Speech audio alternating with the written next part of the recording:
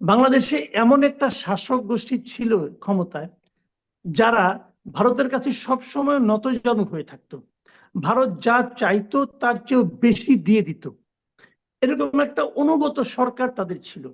এখন সেই অনুগত প্রতিবেশীটা হঠাৎ করে দেশ ছাড়া হয়ে গেছে। সে আনুগত্য নতুন সরকারের কাছ থেকে সে পাচ্ছে না। দীর্ঘদিনের পাওয়ার যে অভিজ্ঞতা, দীর্ঘদিনের পাওয়ার যে আরাম বোধ, সেই আরাম বোধ থেকে হঠাৎ করে তারা বঞ্চিত হয়ে গেছে। এটা তাদের কাছে ভালো লাগছে না। তারা প্রাণপণে চাইছে সেই জিনিসটা যদি আবার পাওয়া যেত। যদি ডক্টর ইউনূস কালকে বলে, আমি একটা এক্সাম্পল দিতে পারি, উনি যদি কালকে বলেন যে তিস্তা প্রকল্প আমরা ভারতকে দিয়ে করাবো, আপনি দেখবেন সিচুয়েশন চেঞ্জ হয়ে গেছে। জাস্ট আমি একটা এক্সাম্পল দিলাম আর কি। তো এই জন্য হলো কি জিনিসটা, সেই অনুগত সরকারের অনুপস্থিতিটা তাদেরকে খুব বেদনা আক্রান্ত করছে। এটা হলো একটা কারণ, যে কারণে ওখানে বসে বসে একজনকে বসিয়ে রেখেছেন। ওনারা এখনো বোধহয় কল্পনা করেন, ভাবেন, আমি জানি না কেন ভাবেন, যে হয়তো আবার শেখ হাসিনাকে এখানে পুনঃস্থাপিত করা যেতেও পারে। বাট বাংলাদেশের বাস্তবতা সম্পর্কে কোনো ধারণা থাকলে এই কথা কেউ ভাবতো না। আমি একটা সিম্পল কথা বলি, বাংলাদেশের মাটিতে আজকে থেকে 10 বছর 15 বছর পরে হয়তো আওয়ামী লীগ আসবে, কিন্তু নিশ্চিত থাকেন শেখ হাসিনা আসবে না, শেখ পরিবারের কেউ আসবে না। শেখ পরিবারের মানুষকে এই দেশের মানুষ স্থায়ীভাবে ত্যাগ করেছে। এটা হলো আমার বিবেচনা, ভুলও হতে পারে, বাট আমি এভাবে ভাবি। দ্বিতীয় যে পয়েন্টটা, ওটা হলো ভারতের অভ্যন্তরীণ একটা বড় রাজনীতি। সেই রাজনীতিটা হলো বিজেপির রাজনীতি। দেখেন, বিজেপি এর আগের যে লোকসভা নির্বাচন ছিল, সেই লোকসভা নির্বাচনে কলকাতা থেকে 18টা আসন পেয়েছিল আউট অফ 42।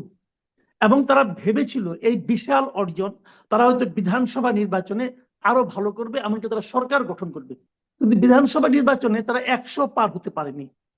তার মানে মমতা বন্দ্যোপাধ্যায় আবার ক্ষমতায় এসেছে। এখন আগামীতে 2026 সালে পশ্চিমবঙ্গে কিন্তু আবার বিধানসভা নির্বাচন আসছে, ঘনিয়ে আসছে। পশ্চিমবঙ্গে বিজেপি পা রাখতে পারছে না, জিততে পারছে না। কেন পাচ্ছে না? হিসাবটা খুব সিম্পল হিসাব।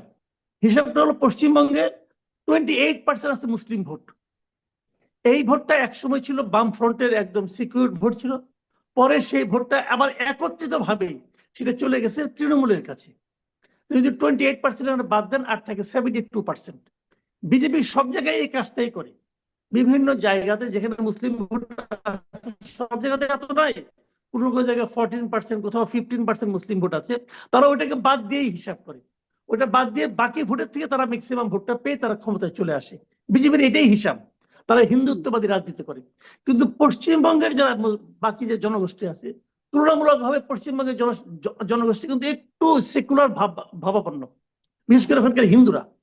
এখন যে কারণে ওই যে বাকি যে 72% ভোট আমি বলছি, যে হিন্দু ভোট, সেই ভোটের থেকে ওদের আশা ছিল 40% ভোট পেলেই তারা নির্বাচিত হবে।